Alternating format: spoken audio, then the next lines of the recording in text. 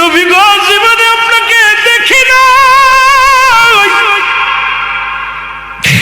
আপনার আমার মাওলার আমি দেখি নাই, না দেখে আমি আশিক পাগল হয়ে গেছি। নবী গো আজকে বলে দাও তুমি আমি পোশাক ছাড়বো নাকি ছাড়বো, আমি জীবনটা দিয়া দিবনি। ইলহামের মাধ্যমে শুনতে পাই, এ বাবা পোশাক ছেড়ে দে, পোশাক লাগবে না, যাকে ছাড়লে হবে জাহান্নাম অন্তর ঠিকানা।